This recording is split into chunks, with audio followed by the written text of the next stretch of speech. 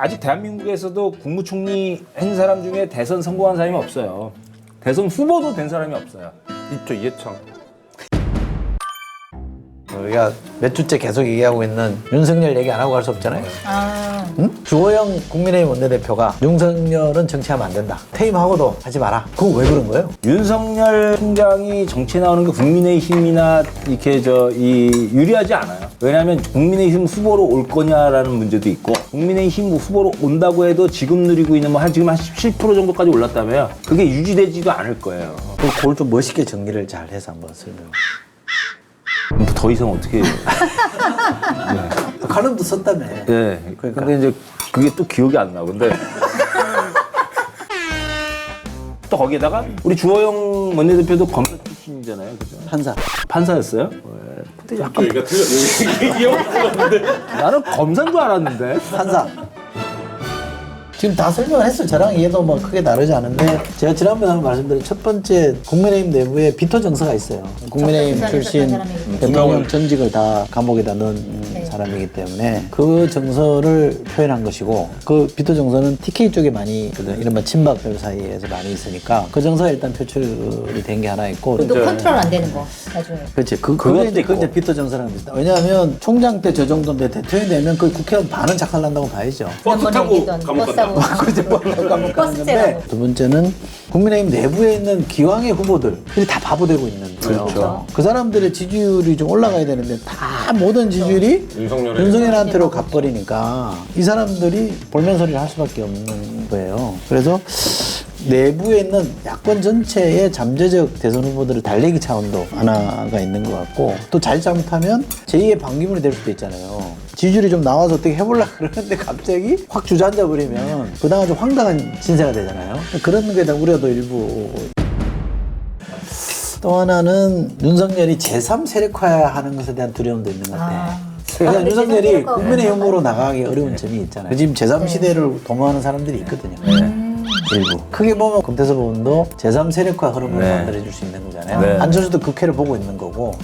제3 세력화로 가버리면 국민의힘이라는 게 또 생존의 위기에 내몰릴 가능성이 있기 때문에 그 가능성도 하나 있고, 많이 양보하더라도 길들이기 차원도 좀 있는 것 같아요. 그렇겠죠. 네. 또 하려면 우리랑 해야 되는 건데, 우리한테 제대로 하고 대통령이랑도 더 싸워라. 지금까지 싸운 걸로는 안 돼. 더 세게 싸워. 그럼 우리가 잘 지켜보고 있다가 하는 거 봐서 그렇죠. 도와주든지 픽업하든지 할게. 그러니까 길들이기 차원도 좀 있는 것 같아요. 엄청 정치적인 그렇죠. 메시지네요. 계산된 발언. 그러니까 저는 딱 그 기사 딱 보고서 무슨 일이 잘 되냐면 설명할 수 없었을까? 내가 더 윤석열 총장이 살아있는 권력에 대한 수사를 하는 게 검찰개혁이다. 뭐 어떻게 봐요? 말은 맞는 말이라고 봐요. 그러니까 예를 들면 검찰개혁이 왜 출발했냐. 검찰개혁이 권력의 눈치를 보고 제대로 된 수사를 못하고 기소권과 수사권을 독점하고 있는 상태에서 실제 수사해야 되는 사람들은 수사를 못 해왔다. 이런 검찰을 개혁해야 된다. 그러니까 검찰개혁 논의의 출발점이잖아요. 지금 문제는 윤석열 총장이 그런 얘기 한다고 아무도 안 믿죠, 이제. 질문. 요새 약간 다른 질문. 살아있는 권력이라는 건 뭘 말해? 어디를 말하는 거예요? 여당이랑 대통령을 말하는 거 있죠. 간단히 얘기하면. 그러니까 대통령이나 여당의 정부 여당. 네, 정부 여당. 그러니까 지금 살아있는 권력은 그거니까. 근데 윤석열 총장이 말한 건 그런 뜻인데, 네. 우리 흔히 그냥 일반적으로 살아있는 권력이라 그러면 거기에 검찰이 포함될까? 포함되죠. 역시 나랑 생각이 참 제때부터 들어오는데 칼 타이밍에 그냥 딱. 살아있는 권력에 대한 수사? 그러니까 지금 살아있는 권력은 검찰이죠, 검찰. 너무 막 잘 받아서 와, 완전 낼름. 졸제 뺏겼네. 윤석열이 그 얘기를 했을 때 본인의 의도는 살아있는 권력에 대해서 검찰이 포함된 걸 의도로 해서 한 건 아닐 거 아니에요? 아니죠. 아닌데 이제 실제 이제 그 물음을 받게 된다라는 거고. 본인이 이제 그 프레임을 짠 거죠.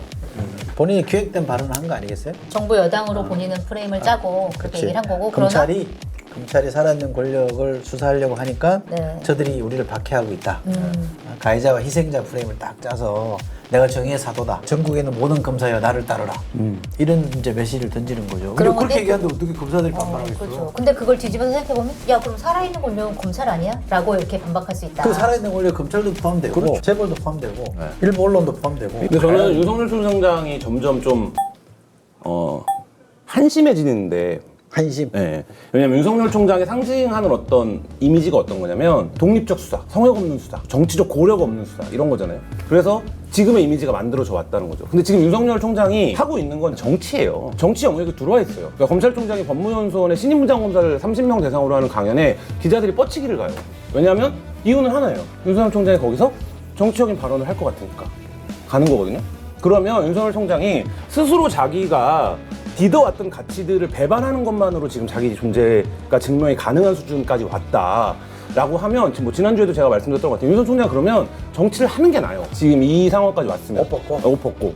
근데 그게 아니라 옷을 입고 있어야 정치가 유지가 가능해요. 자기 정치가. 그렇다라고 하면 이 윤석열이라고 하는 굉장히 희대, 특이한 정치 검찰은 어떻게 이해해야 하는가가 저는 매주 좀 새로운 질문으로 오는 것 같아요. 이게 단순히 이제는 추미애 총장이랑 싸운다 이게 아니라 우리가 지금까지 검찰이라고 하는 조직을 상상해왔던 방식에서 윤석열 총장이 벗어난 것 같아요. 저는 이미 벗어났고 총장직을 유지하는 것도 정치가 됐고 이제는 그리고 총장직을 유지하면서 수사나 살아있는 권력에 대한 뭘로 보여주는 게 아니라 자기의 워딩, 발언으로 자기 존재를 입증해야 된다라고 하면 약간 좀 다른 얘기인데 저랑 또 보면서 같은 얘기지.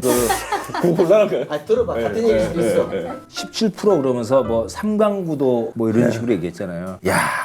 민주당의 입장에서는 정말 땡큐다. 그러니까 네. 그러면서 민주당은 하여간 선거 도사가 됐구나. 이기는 법을 알아. 왜 그러냐? 검찰복을 벗는 순간 사실은 이제 황야에 내 종이 친 거예요. 지금 무슨 기반이 있어요, 윤 총장한테. 힘내세웠고 그 사람 다 당원이 돼가지고 막 갑자기 막 큰 당이 만들어져요? 절대 아니거든요. 그러니까 우리 아까 반기문 유엔 사무총장 얘기도 있고 뭐 다 있어요. 그러니까 높은 직이나 국가기관장을 했던 아직 대한민국에서도 국무총리 한 사람 중에 대선 성공한 사람이 없어요. 대선 후보도 된 사람이 없어요. 있죠, 이해창. 그분은 좀 참았어야지. 그분이 총리 그렇죠 총리 그만두고 맞아 네. 대쪽 총리. 아이 그 자꾸 이례적인 사례를 얘기하지 마. 좀 우리 학문적인 부분에서 이탈 사례는 좀 저기 하는 거야. 근데 이제 JP도 후보했어요. JP도 총리. 그렇네.